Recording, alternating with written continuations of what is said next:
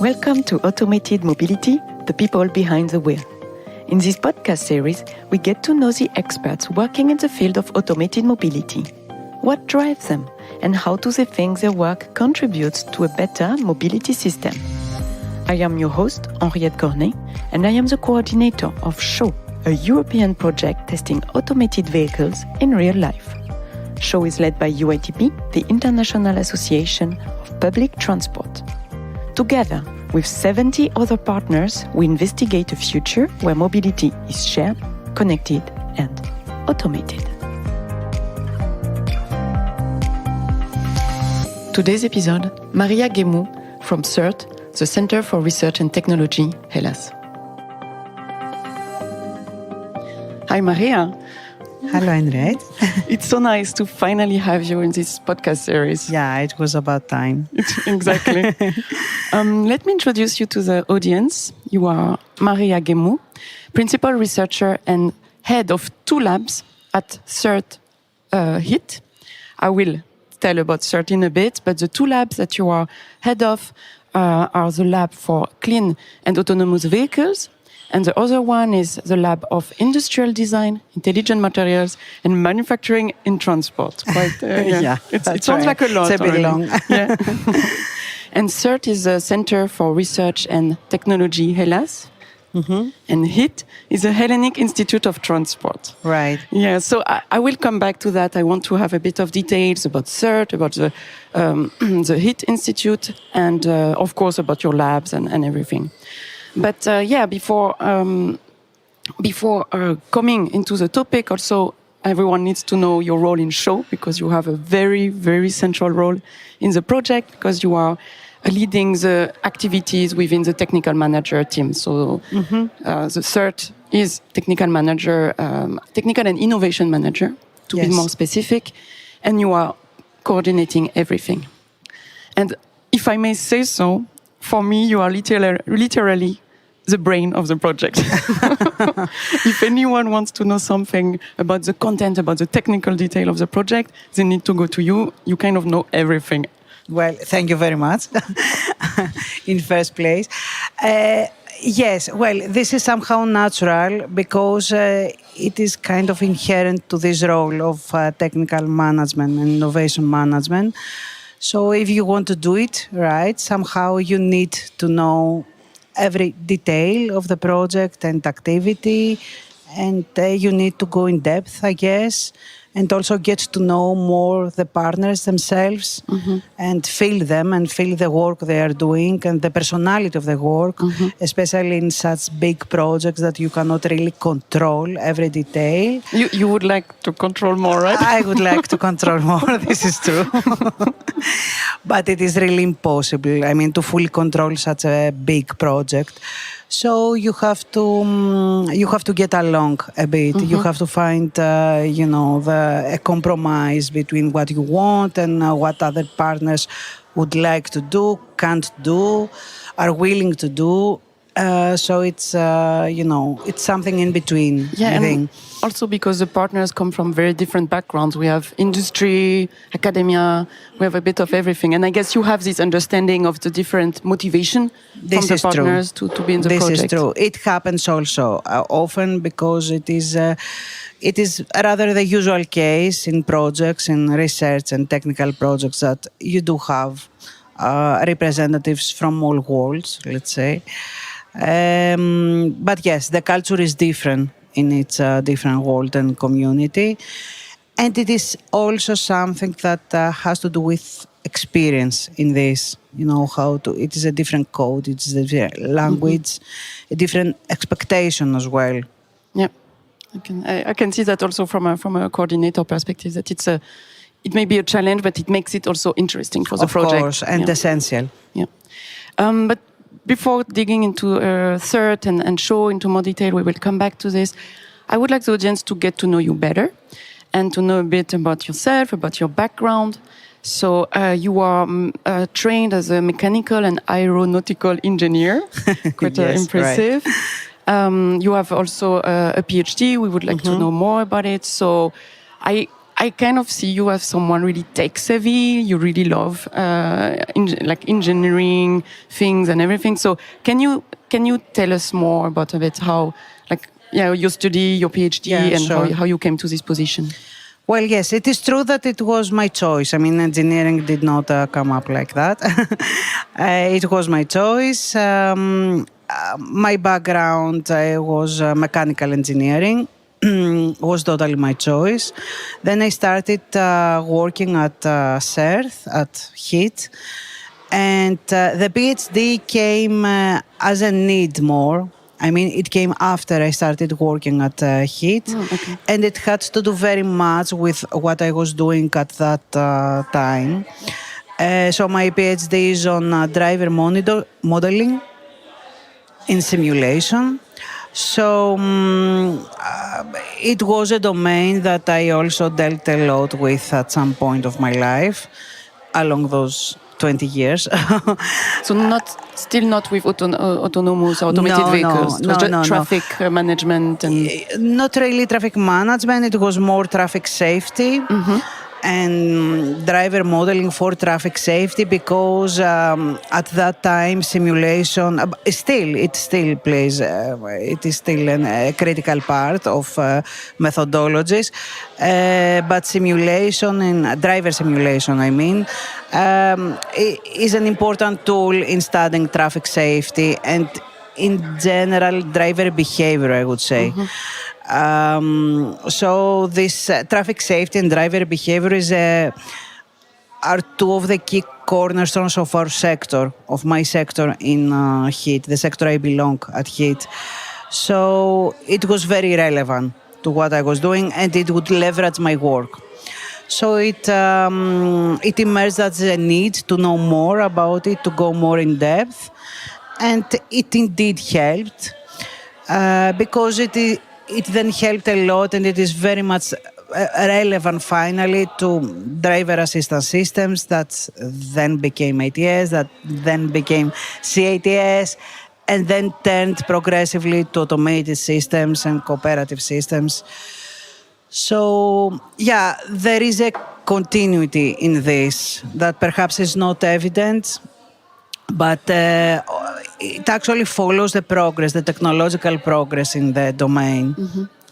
And so about being I'm an engineer myself, and I was wondering, how is it in Greece? Is it popular for women to have a technical background? The truth is that it's not that rare anymore. I mean, perhaps people think it's not that often, that especially in Greece, you can find very often women engineers. But no, the truth is that right now, I think, I had a look at some statistics at universities. I think that women are even more in engineering schools. More than men? Yeah, more than men. Yeah, interesting. In some schools, yeah.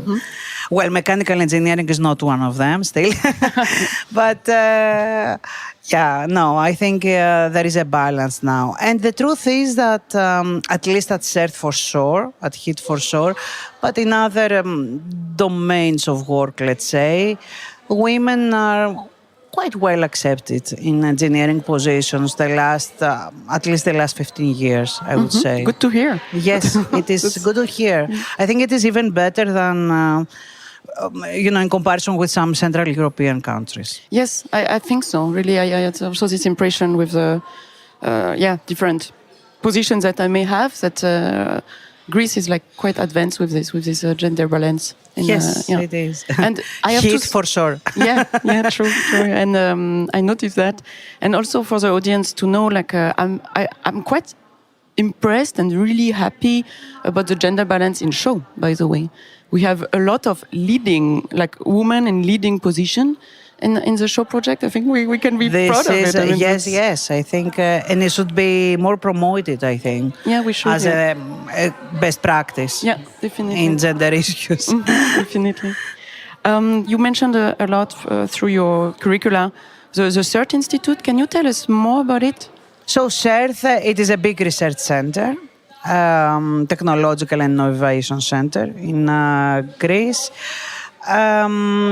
It includes several institutes. Each of them is dealing in principle with some specific domains of activity. Some of them are dealing more with basic research as well, but it's mostly applied research. All of them are dealing with. So the Hellenic Institute of Transport, obviously, the focal area is transport, whatever has to do with transport, but really whatever has to do with, for example, in HEAT we have 4 sectors right now. So we have somehow separated the driver and vehicle perspective, then the vehicle and the road perspective, which is more on the infrastructure point of view. We have also a specific sector on maritime and aeronautics. And we very recently created a new sector. Angelos actually created a new sector. So Angelos Bekiaris is the director of HEAT. He's actually the technical manager of SOU. And I'm, let's say, an assistant, an everyday assistant on this. I'm co-leading, let's say so, with Angelos. So Angelos had this very nice idea indeed that being in Greece, we need to add a sector on tourism, a cross-cutting sector on tourism, from the research perspective, of course.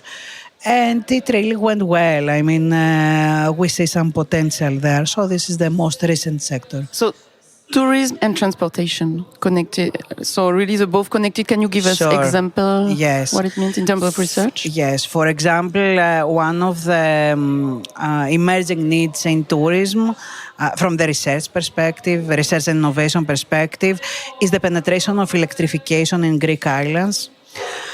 And in general, the application of mature services regarding this. No, I mean, it's not just that the penetration of electric vehicles themselves. It's more about providing complete service to the customer, to the tourists in specific. Greek islands in general are a very good case study for this because they are very small. It is easy to control and to make this happen relatively quickly and easily. So in roads, for example, which is a department, we have a department from HEAT. We already have 2-3 projects dealing with that. We have pilots with electrified vehicles that are promoted in the context of a service. However, sharing services, etc. We work on the infrastructure, on the charging infrastructure, also on the communication infrastructure. If it is more advanced, it's more than electrification. And this goes well. I think it has some potential. I think that everybody knows that tourism is perhaps number one market for Greece. So it is very relevant to give the research flavor and promote it also from that side. And everything towards more like sustainable mobility. Exactly. Always in the context of sustainable mobility. And the authorities are also very much interested and supportive. Mm-hmm. And regarding, so I mentioned 2 labs at the beginning that you are heading. Can you tell us more about these 2 labs and how they differentiate themselves? Yes, of course. So I think the first lab, the clean and automated vehicles, is very self-evident, is very much relevant to what we are doing in SOU. At HEAT, we have combined electrification with automation, and I think it is rather reasonable.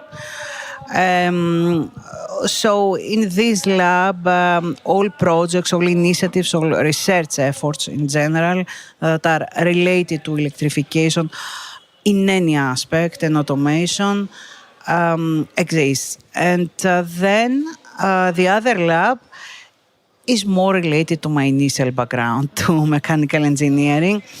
The one on industrial design. And manufacturing more.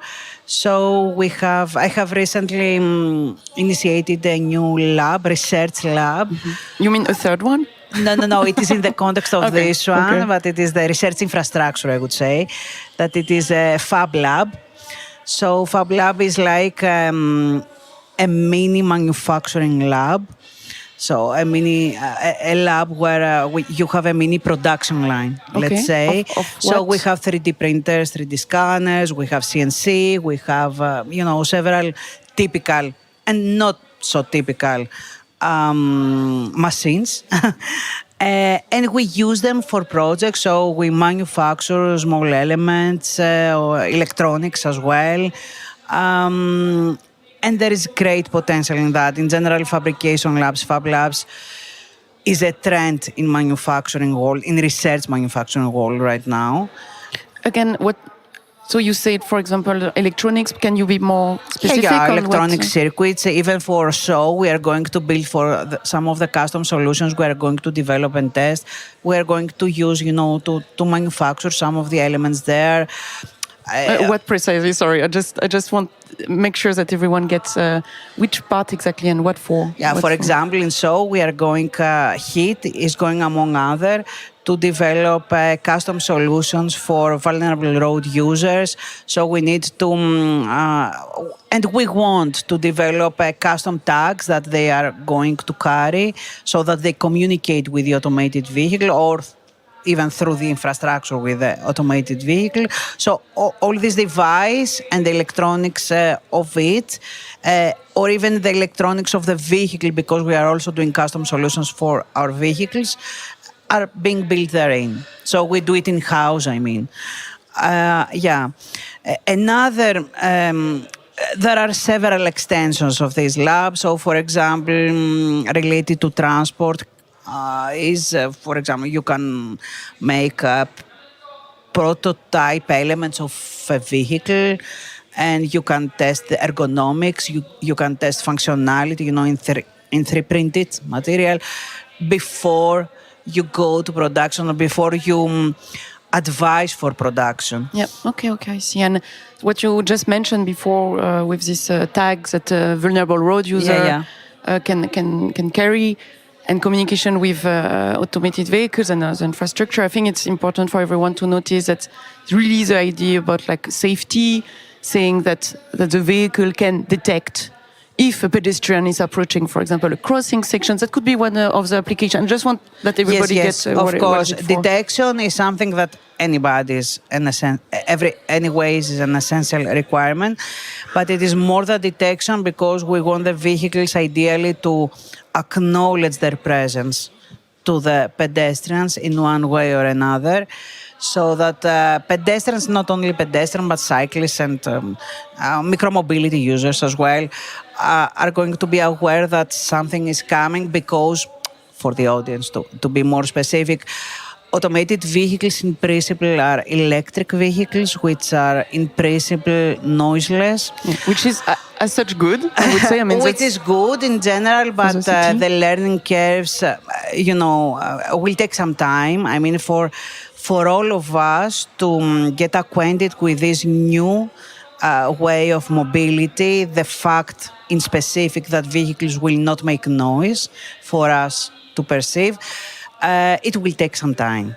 So it is basically for this transition phase that we need to be sure that the road users, the rest road users around the vehicles, will know that vehicles will be there, that are approaching them.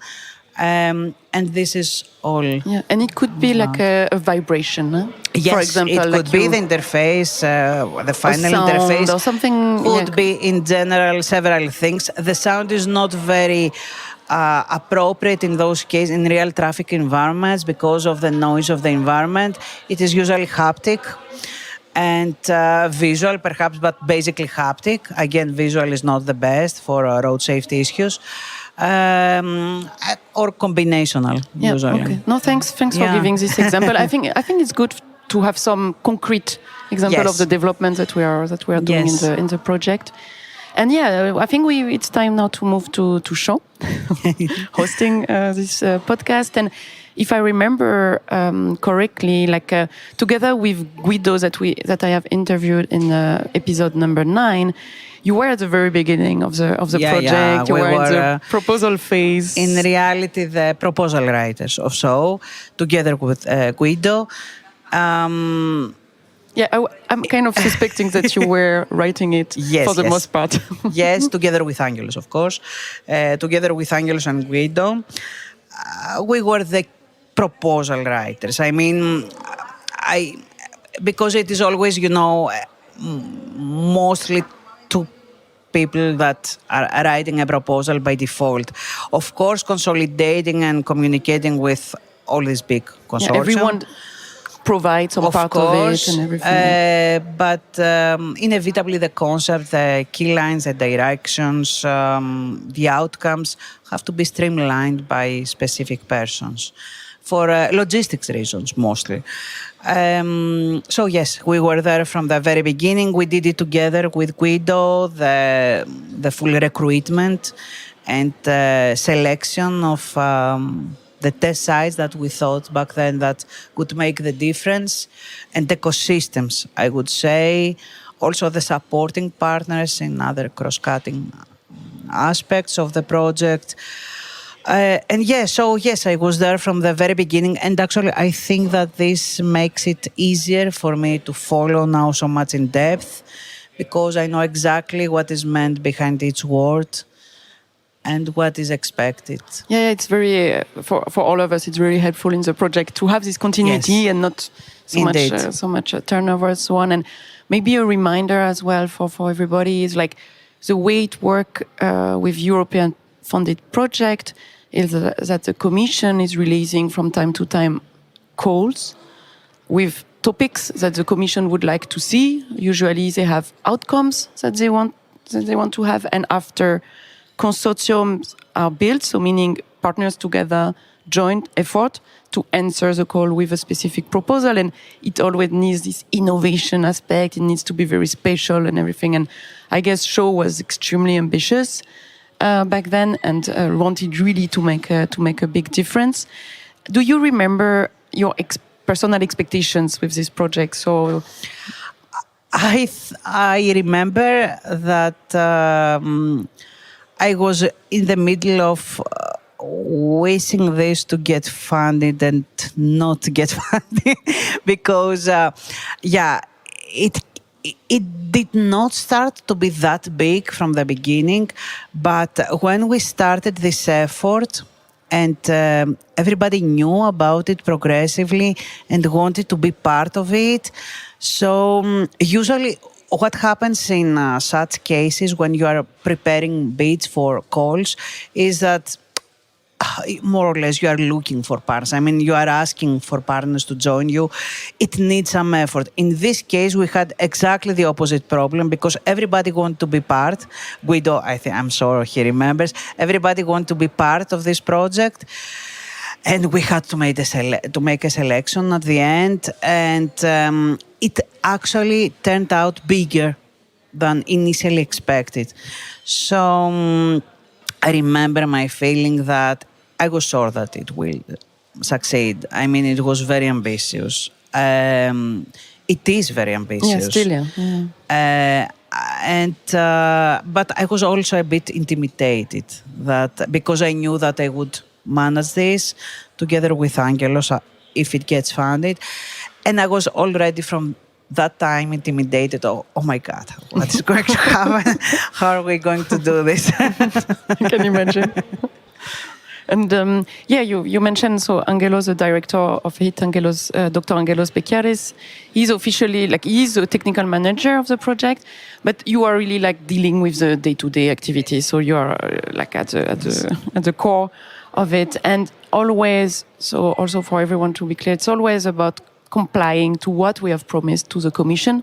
So checking that the partners do not deviate too much from the original plans, and checking from time to time that we are sure that yes. That and everything. Perhaps, well, if I may add, it's technical and innovation management, and this is why innovation is there in the title, is going a bit beyond this. I mean, it's a bit going beyond the commitment per se. So yes, you have to be compliant. You have to deliver. To track the progress. And you have to deliver what you have promised, for sure. It is still a contract, at the end of the day. But it needs to be something more than that. You need to make the difference. If you want to do it right, I mean, and if you want to make it worth it, you know. Yeah. All the effort. Yeah, all the effort effort. to really have an impact. And how would you, it's a question I like to ask from time to time, how would you describe actually your everyday life in show, like specifically in the show project? And the way I like to ask is like, how do you describe your job to your family? You have a 8-year-old daughter. I think, what do you tell her about what you are doing every day? Yes. Also considering that people may not be familiar with European projects. Yes. Well, people are not familiar with European projects. The most they can be familiar with is research in general. That, okay, so you start saying that, okay, I'm a researcher. Then the very next question, at least in Greece, is what are you researching exactly? Are you finding? I had this question, like, are you finding something? So what are you researching? Why? Something like that. Well, yes. So in general, I'm trying to be simple. I mean, there's no reason, to show off to people that are not in this domain. So I am trying to explain that research is about exploring all the time, about alternatives, about better ways, or better technological and research paths that finally have an impact on everyday life, because this is what it is about, at the end of the day. This is what we are doing. And the same words I use for my daughter, that actually she understood more because it's a new generation. It is very much easier for them to adjust, to get new ideas, and very much more open. We have seen that in show as well. But I like to be a bit more romantic with kids. So I told her that I make vehicles that drive themselves. And because it is what we are doing in reality, and she found it magical. She's very proud. Have she tried one already? No, she has not tried. I have not managed to take her even to our research labs at HIT. I think I will manage this year. I think she will love it. I was also thinking to make something at her school, like a speech, Could be great, yeah. Do something, introduce children, with children. Having their view on this new mobility system. I'm actually quite sure they will find it very quickly very normal. Yeah, very normal, I'm sure. I mean, it will be totally okay. But the everyday life itself, well, it's not that romantic. Yeah, so you have to remind yourself that, okay, I'm doing this for a reason. You have to remind yourself the bigger picture and the upper goal, indeed.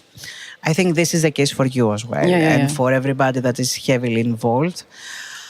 It is challenging, of course, because showing in general all research projects of this length and weight are not easy. A lot of problems and unexpected situations come up every day. So I would describe my job by, that is more problem solving, mostly by 70%, and then doing, some business as usual research work and administrative, of course, work, managerial work. I mean, not administrative per se, but managerial for sure. Yeah, and I think we also need to address the fact that you are a tough technical manager. The project partners that people are hearing. The project partners that are listening to us.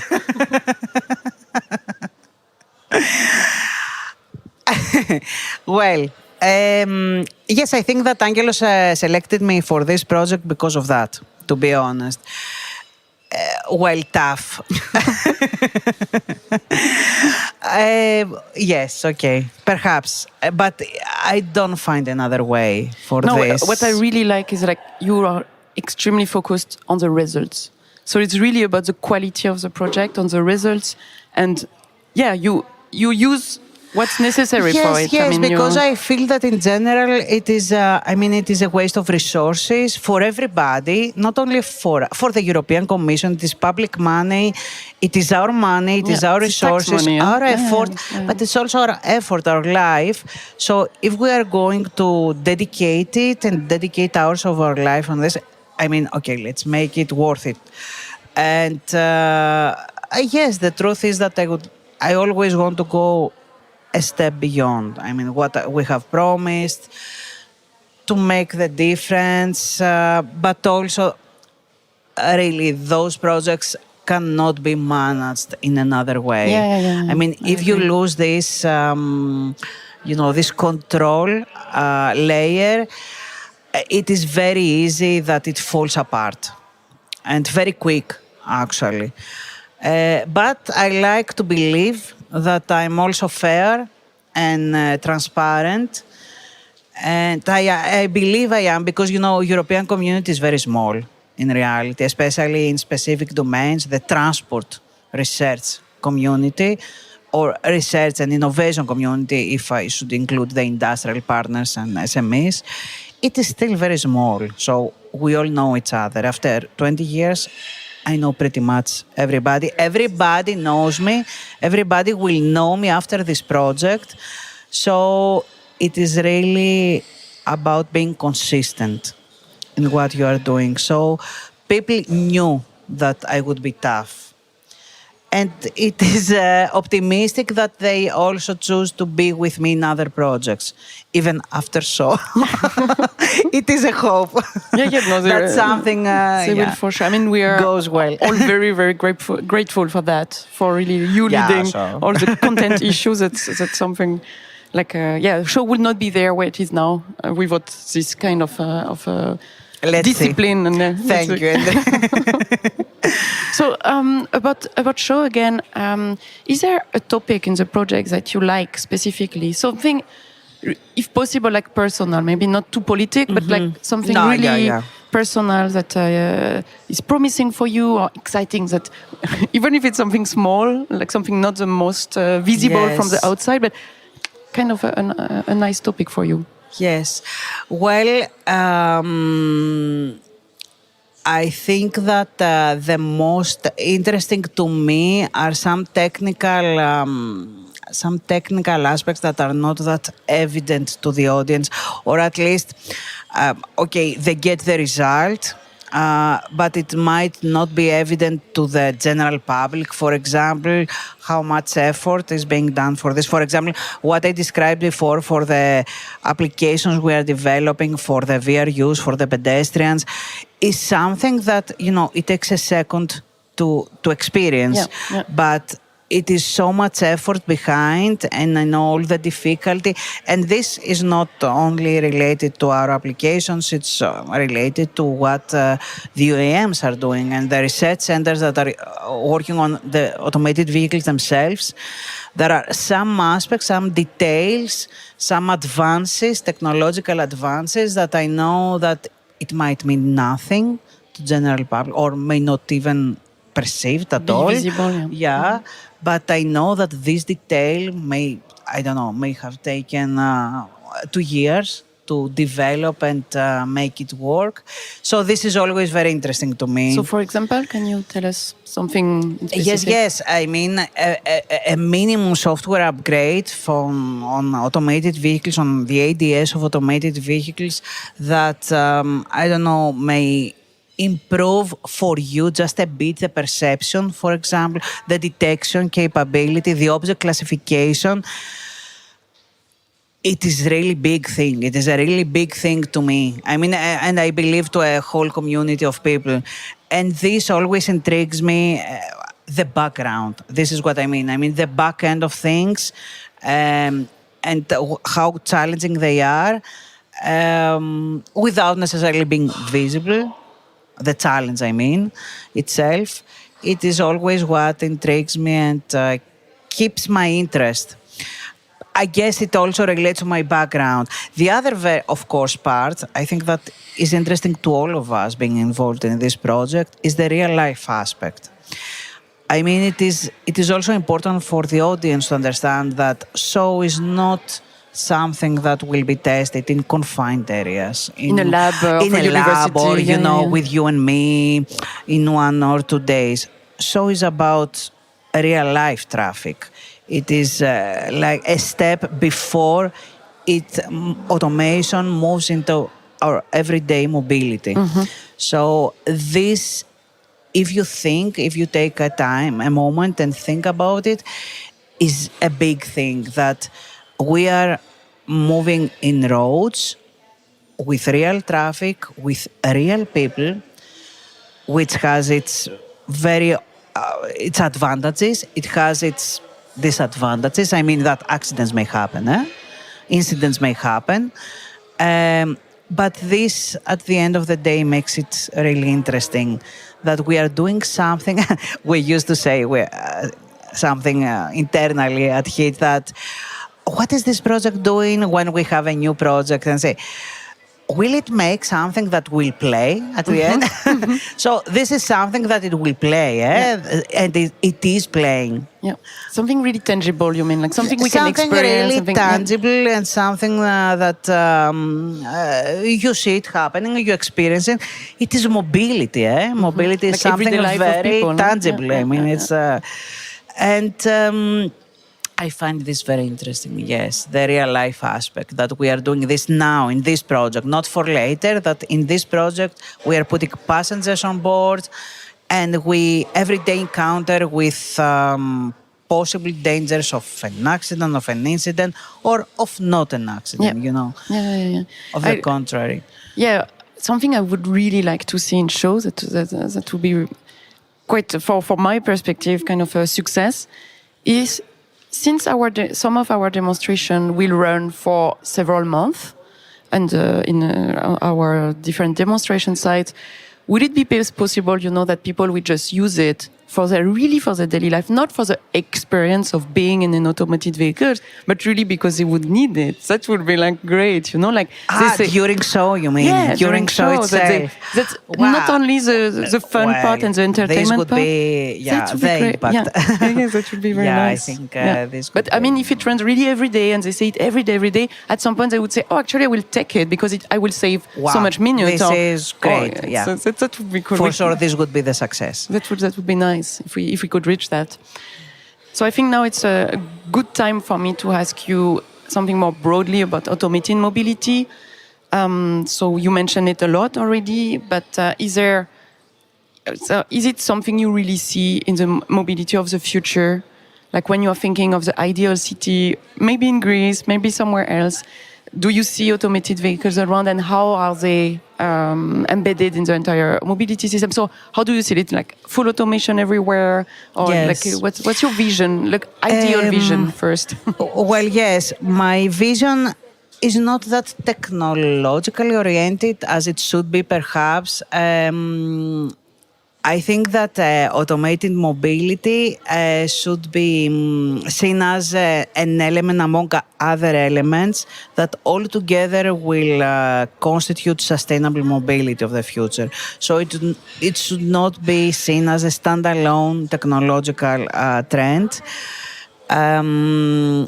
Because it's not the scope. It is not going to solve anything alone. I'm a bit afraid that automation will take some time to be in our lives, in a systemical way, I mean. It will certainly start from public transport, but in a much more careful way than even what we are doing, and so is very much futuristic. I think it will, and it has to start, but it will also start more carefully on fixed lines, on dedicated lanes, low speeds. In maybe neighborhood a bit outside the city centers? Outside the city. There is a whole discussion about the business model. I think that finally the DRT business model will be the dominating, the demand response transport, meaning services that are not right now being delivered by traditional public transport. I mean, they will come to fill in the gap. in reality. That's all. They are not here yet to replace. So they will come first to fill in the gap in service, at service level. I think this will happen, but to be honest, I don't feel that we are fully ready technologically. Mm-hmm. This is the truth. I think we can learn a lot from what is happening in US on technological ground. Not necessarily on business model ground. It's different there. Because it's different. We cannot really replicate the business model. But on technology, yes, we have to learn. We have to exchange. We have to give as well. And the other thing I'm a bit skeptical about is that a lot of things are happening. The world is very dynamic. We have already experienced COVID for 2-3 years. We are about to experience a big crisis right now, energy crisis, or energy plus financial crisis, again. And a lot of unexpected things or almost unexpected will come and may pose the path. May pose the evolution path and may also change the priority, because it is also, at the end of the day, automation needs money. At this stage, at the first stages of deployment, needs big investments. Yeah, I think that's the entire difference with US, by the way. That's yes. all about money. But in Europe, there are no such big investments, and because it will be authority-based and promoted, it will be promoted by public operators, big public operators, transport operators, and big public authorities and cities. It's not their priority right now. I don't know if it will be in the next 5 years, I hope. But in any case, the bigger picture is that we want cities that will be livable, that are inclusive, that are better for us to live, for all of us to live, that's all. So automation is not the only thing. Automation should be only an element of this. Should be more walking, more cycling, more cleaner environment. Yes, the truth is that we don't want vehicles anymore. We don't want more vehicles. So there's kind of an agreement on that. Huh? I can Any vehicle that will come, we have to find a way to share the vehicle. To utilize it as much as possible. To exploit it as much as possible, to make it beneficial for energy as well as a node, for data as a node, to make it an active element of mobility. And everything that is, all elements have to be active and cooperating elements. This is the vision. And all of us be able to live better. That's all. With automation or not so much. Whenever we need it. Yeah. That's my point. Mm-hmm. I really like this view, the way you mentioned this elements part of all, if it is like about, as you say, sharing data, but also, for example, utilizing the battery of the electric vehicles to come. It will be all kind of embedded together. To give back to the grid. Yeah. So I see the every picture. Yes, this is happening. This is in the research minds and the priorities, all what I'm saying. But it will take time and several transition phases until it gets a reality. But it can be a reality. Yeah. That is my point. So you mentioned from a research perspective, what are the next steps for what is needed from for example, which fund do you need for which type of research in the field of mobility still for the, I would say, 3, 4, 5 years to come?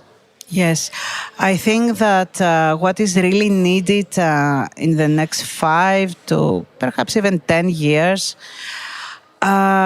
is to make a pause to see what we have done, what we have achieved, to make a recap, but also a consolidation of what has been done, because what is happening very often in European community is that a lot of efforts are ongoing that are complementing each other, but you do not necessarily know exactly. And you are maybe there already, but you don't know it. This is the point.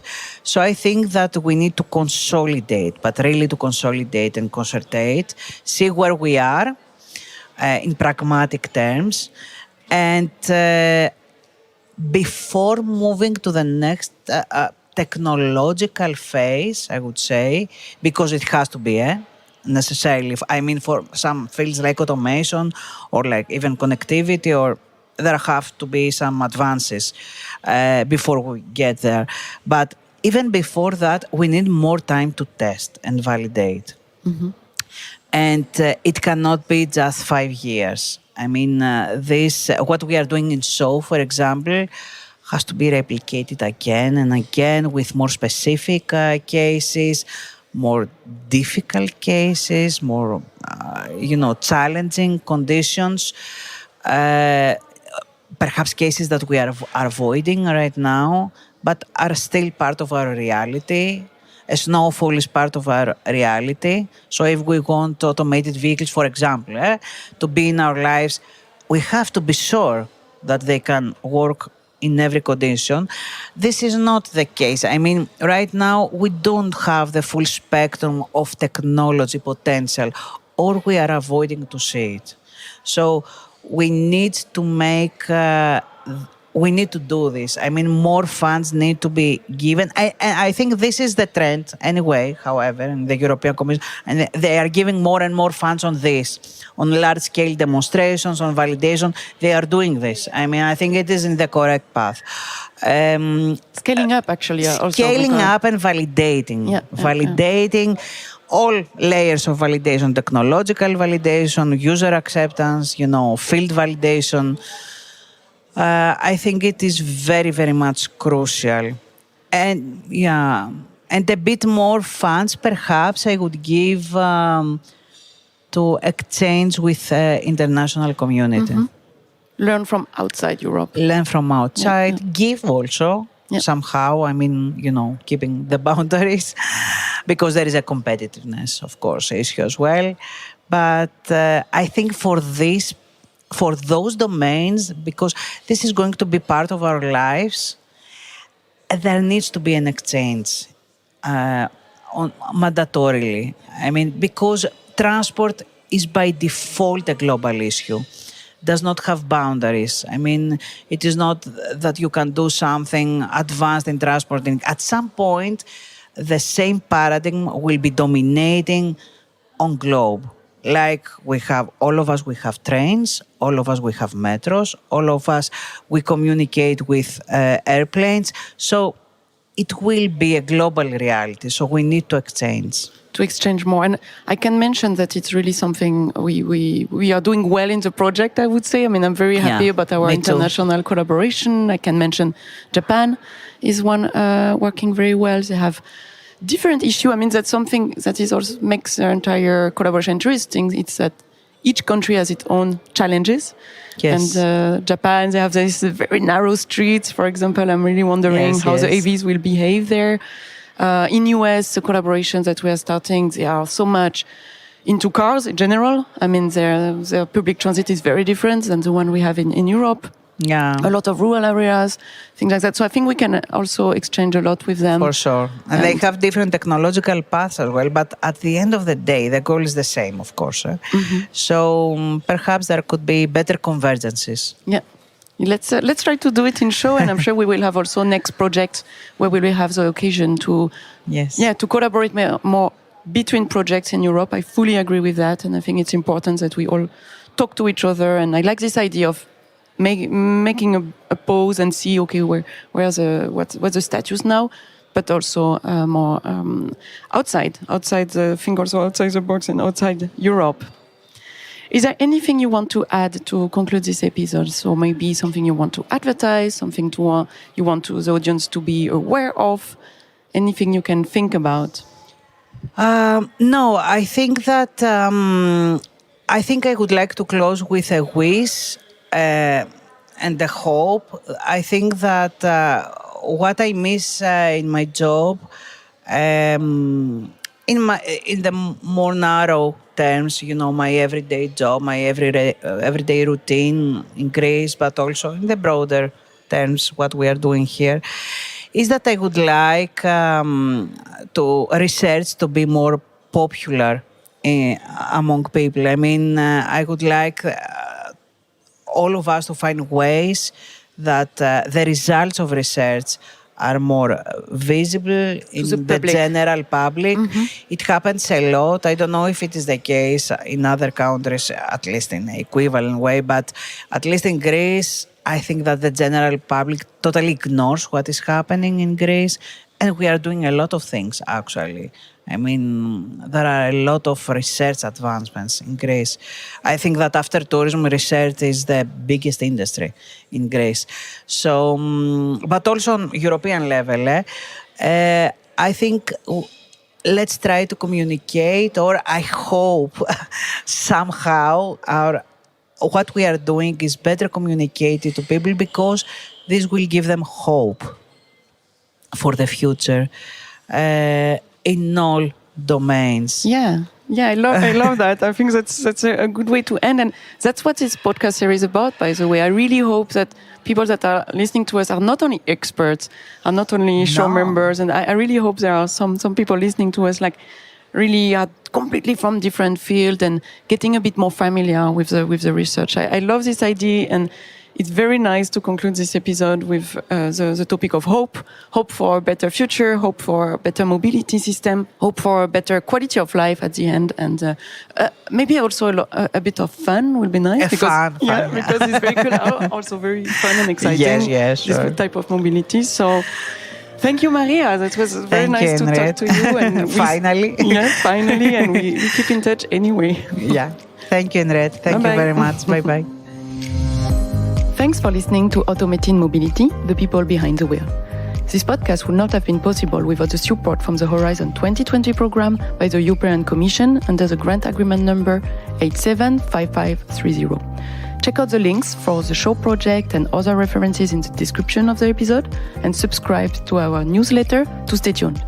Don't hesitate to share this episode or give us feedback to it. My name is Henriette Cornet from UITP, and I hope to see you at our next episode.